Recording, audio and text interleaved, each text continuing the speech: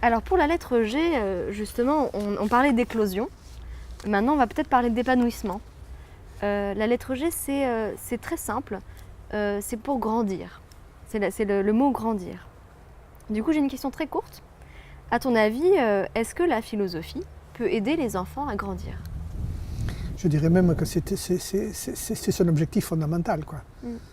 C'est aider les enfants à grandir en humanité, puisque je disais tout à l'heure que l'humanité, c'est précisément la conscience que nous sommes une raison et que cette raison, elle peut être universellement, disons, partagée et être précisément le point commun qui fait que nous rencontrons, pas forcément sur les mêmes idées, mais sur la même démarche qui permet de les valider. Alors plus précisément, quelle serait la fonction spécifique de la philosophie dans ce processus, dans cet épanouissement de l'enfant? Grandir en humanité, c'est apprendre à penser par soi-même.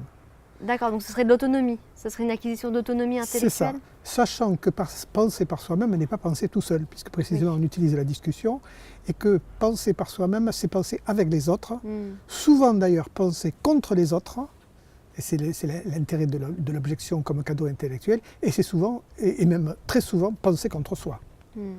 Donc penser par soi-même, c'est précisément une espèce de reprise réflexive de ce que l'on pense spontanément pour le travail, pour mettre au travail finalement, pour mettre au travail ces opinions qui sont la plupart du temps des préjugés. Donc grandir intellectuellement, ce serait prendre conscience de sa pensée et de la pensée d'autrui, quelque part. Et puis se donner les moyens intellectuels pour en faire une méthode, quoi. On est quand même dans le discours de la méthode, quoi, donc avec la philosophie. C'est-à-dire quelle est la démarche, quelle est la méthode qui finalement m'aide quelque part à réfléchir sur l'existence et sur les problèmes qui sont posés à l'homme, quoi. Alors justement, en parlant des problèmes qui sont posés à l'homme, etc. À l'homme et à la femme. Hein. Et, oui, bien sûr, les problèmes qui sont posés à l'humain. À l'humain. Tout à fait. Certains opposants à la philosophie avec les enfants disent que précisément, si on propose la philosophie aux enfants, on les fait grandir trop vite. C'est-à-dire qu'on les forcerait à sortir d'un état d'innocence et d'insouciance. Alors du coup, qu'est-ce que vous en pensez? Est-ce que vous pensez que c'est trop brutal? Est-ce qu'on les force à sortir d'une sorte d'état d'innocence, ou est-ce que finalement ils n'ont jamais été innocents? Et est-ce que les enfants ont toujours été en fait frappés par ces problèmes existentiels? Je crois que la dureté de la vie, elle rentre dans toutes les familles, elle rentre dans la tête des enfants par la télévision, par toute cette violence qui est déversée tous les jours, etc. Mais violence qu'ils ont dans les films, à la télévision, par toutes les guerres qu'ils voient, mais aussi violence à l'école, hein, à travers les moqueries, à travers les humiliations, les vexations, le harcèlement qu'ils peuvent subir, etc. Donc la violence est déjà là. Et croire que les enfants sont dans une espèce d'innocence, c'est méconnaître quelque part les réalités qu'ils vivent. Et puis par ailleurs, ce sont eux qui posent des questions. Ce n'est pas nous qui leur posons des questions, c'est eux qui les posent.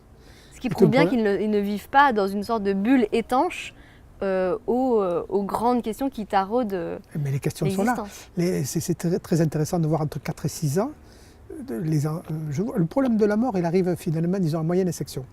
C'est-à-dire qu'en moyenne section, donc à l'âge de 4 ans, donc les enfants découvrent que l'homme est mortel, qu'il faut l'enterrer.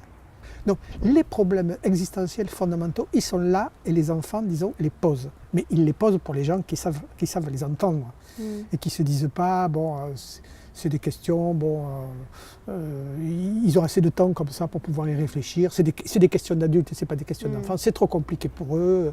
Tu verras quand ou alors tu seras je dégage grand. en touche, je dis va voir ton curé par exemple sur ces problèmes-là, ou parle-en à ta grand-mère, etc. Donc c'est comme si précisément l'adulte reculait finalement par rapport aux questions existentielles lui-même. Mais c'est vrai que l'adulte, c'est la vie qui nous ramène à l'échec, à l'erreur, etc., sans arrêt, sans arrêt. Mais si on pouvait passer les problèmes, on le disait, les problèmes, c'est quelque chose qu'on veut éviter, un problème. C'est pas quelque chose qu'on veut affronter ou auquel on veut se confronter.